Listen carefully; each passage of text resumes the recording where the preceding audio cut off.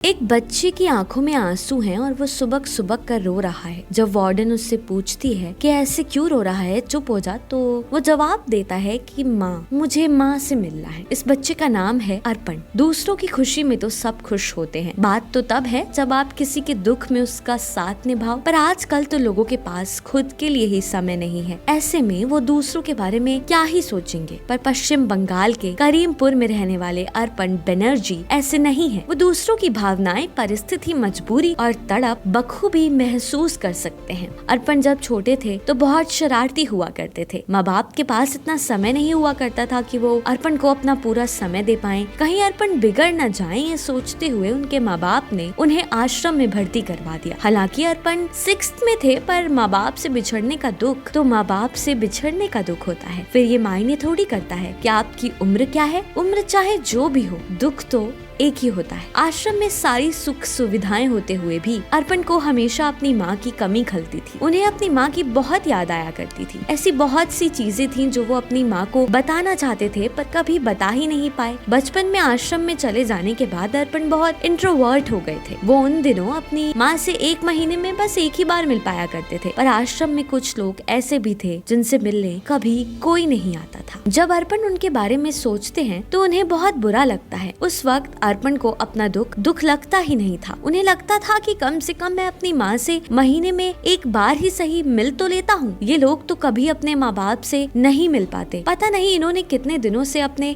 माँ बाप को नहीं देखा होगा और ना कभी देख पाएंगे, क्योंकि इनका तो कोई है ही नहीं। यही वो वक्त था जब अर्पण को लगा कि उन्हें ऐसे बच्चों के लिए जरूर कुछ करना है। और आज अर्पण बहुत से लोगों के लिए प्रेरणा स्रोत बन गए हैं। अर्पण पिछले 22 सालों से पश्चिम बंगाल में पूरे 6 से 7 अनाथालय और वृद्धाश्रम चला रहे हैं और वो पूरी कोशिश करते हैं कि आश्रम में रहने वाले जरूरतमंद लोगों की जरूरतों का पूरा ख्याल रखें। इन सालों में एक भी अवसर ऐसा नहीं आया जब इन लोगों के लिए तोहफे, कपड़े और सबसे जरूरी अपना समय अर्पण ने ना दिया हो। सबसे अच्छी बात यह है कि अर्पण ने इस काम की शुरुआत अपने खुद के खर्चे पर ही की थी और आज भी अपनी कमाई का आधे से ज्यादा हिस्सा लगाकर वो ये काम लगातार कर रहे हैं। अर्पण आज तक बचपन में खुद से किया हुआ वो वादा निभा रहे हैं। इन सब आश्रमों की शुरुआत करना कोई आसान बात नहीं थी, वो भी तब जब आपके पास कोई फंडिंग ना हो, आपको सारा कुछ खुद से ही देखना हो। शुरुआत में जब कोई कमाई नहीं थी तब वो जरूरतमंदों को ब्लड डोनेट किया करते थे। समय के साथ उन्होंने एक प्रॉपर्टी एजेंट के तौर पर काम करना शुरू किया और फिर अपनी कमाई से अपने शहर के अलावा आसपास के शहरों में भी अनाथालय और वृद्धाश्रमों में जाकर सेवा और मदद करने का काम करने लगे। पहले तो उनके दोस्त वगैरह उन्हें इस काम में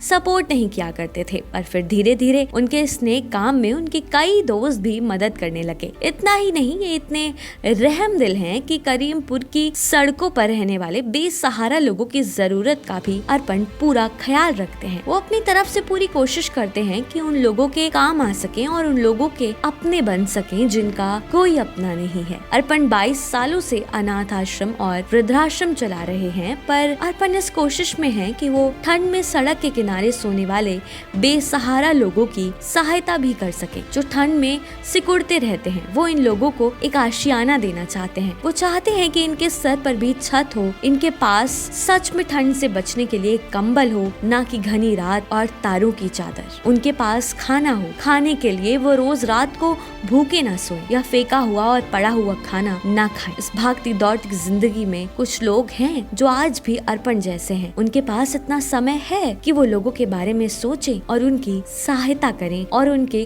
काम आ सके, उनके अपने बन सके। यूथ आइकन ऑफ इंडिया में आज के लिए बस इतना ही। ऐसी ही और कहानियों को जानने के लिए देखते रहिए यूथ आइकन ऑफ इंडिया। आपको हमारी आज की कहानी कैसी लगी, आप हमें कमेंट करके बता सकते हैं।